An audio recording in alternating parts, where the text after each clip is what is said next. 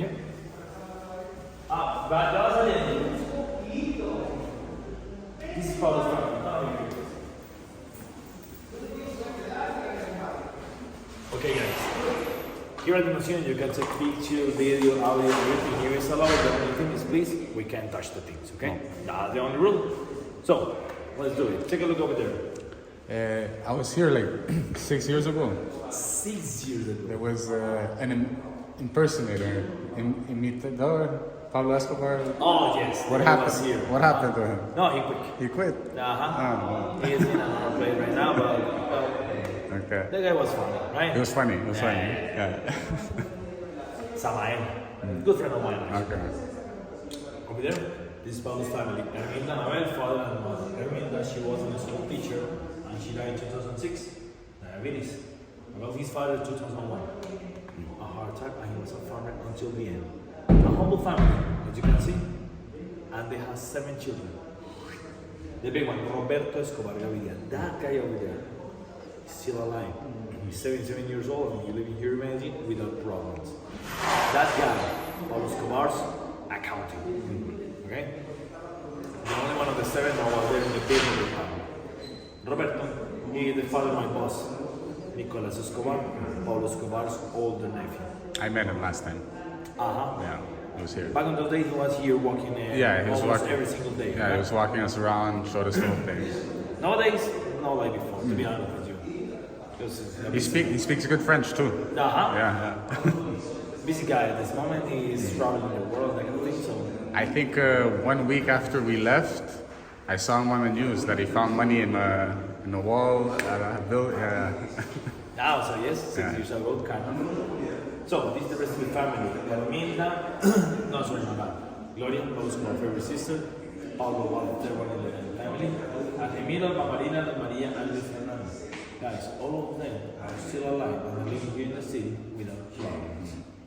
Speaking about my boss, Nicolas, he grew up in Zurich, Switzerland, because he managed Pablo Escobar's Swiss bank accounts in that country. And my boss, he ends the war against the US government. With money, he gave to the US government $35 billion, which is why Pablo's family is living here in Medellín without problems. Well, kind of different now, right? Yeah. So for example, over here we have brand new things. These things arrived like that a month ago. So we have a gas pump. That gas pump was in the Nápoles farm, Pablo Escobar's biggest ranch here in Colombia. The Nápoles farm, the original size of the place was 35,000 acres. Wow. It was huge. So of course they needed a gas station, right? Yeah. Here, a brand new Pablo Escobar's mannequin.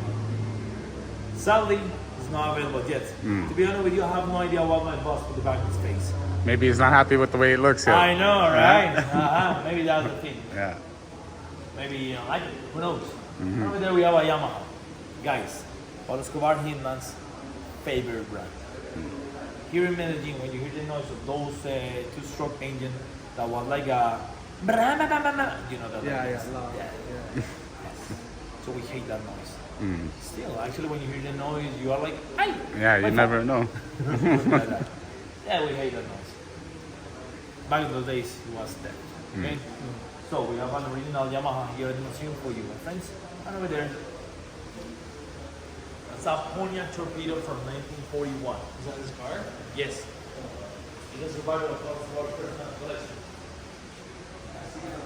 That car over there, my friends, it's 82 years old. And you know what? Still runs. Wow. Yeah, it's a good car. Hey, come over here, let's see this. They bought it in Florida, of course, that's what the Florida says sticker. And over there inside, can you see all the white things inside? For example, the radio buttons and that kind of things.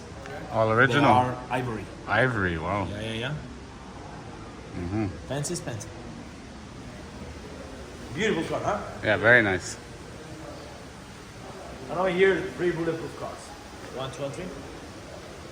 So is this actually shot up, this car? Yep. When Pablo was in it? Yep. Come on, bro.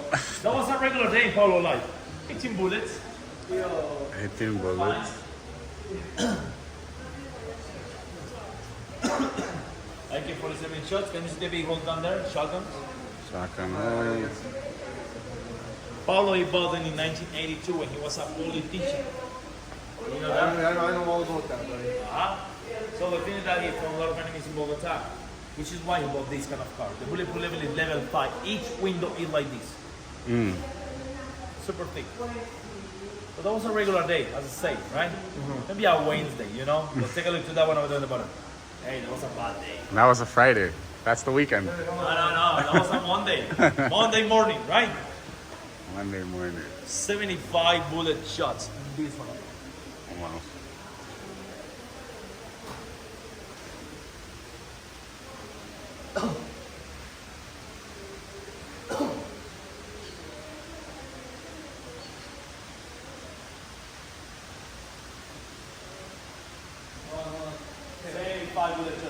Wait, ready?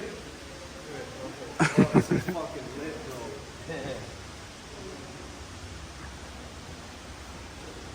bro. Last time I came here, all these cars weren't here. It was just this, I know. and there was no helicopter.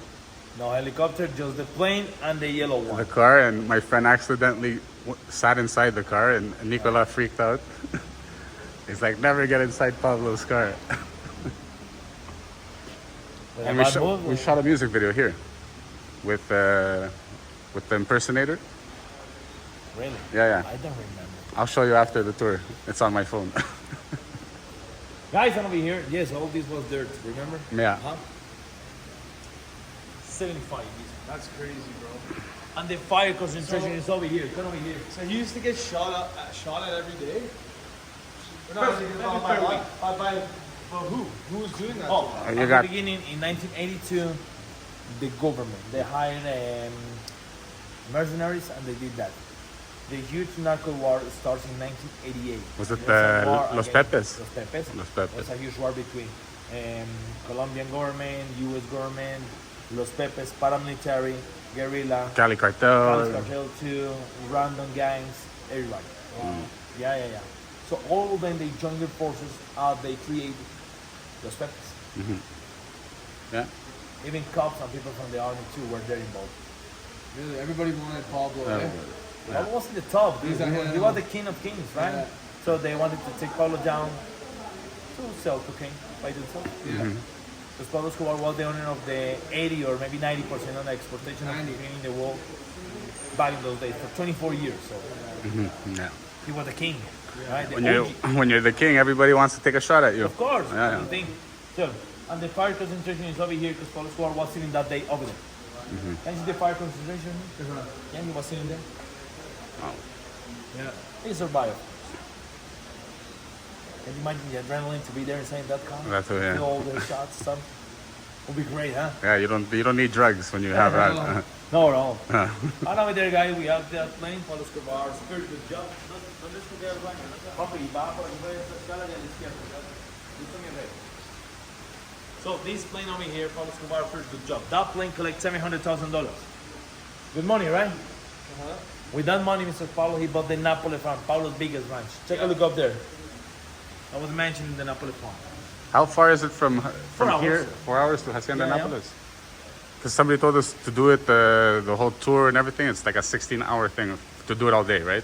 You gotta go 4 hours back. You're there. But in just one day? Yeah. Dude, no. You can't do it in one day. No, No, it it has 35,000 kilometers, acres, 35,000 acres. But actually, the Colombian government, they just show you 5,000. Okay. Wow.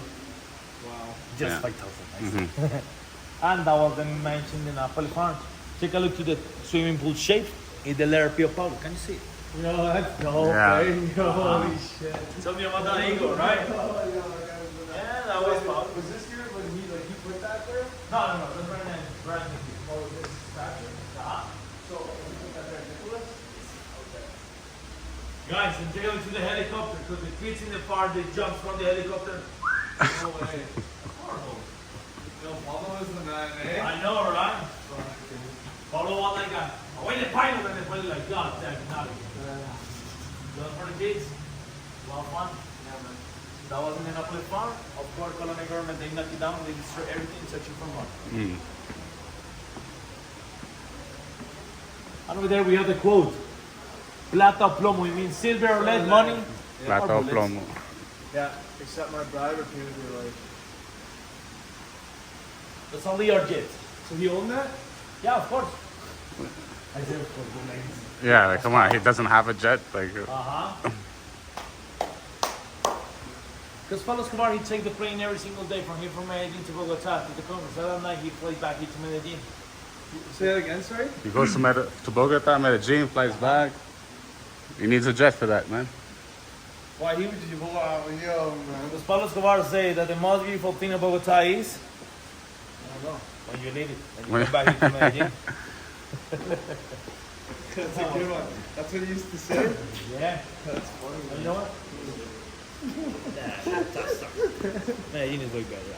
I know, Medellin, amazing. It's brand new too, huh? Yeah, I didn't see this last time. So this is Mr. Ulysses, the guy of the Odyssey, with a mermaid that you can see behind him. And well, it's a ton and a half of copper, pure copper.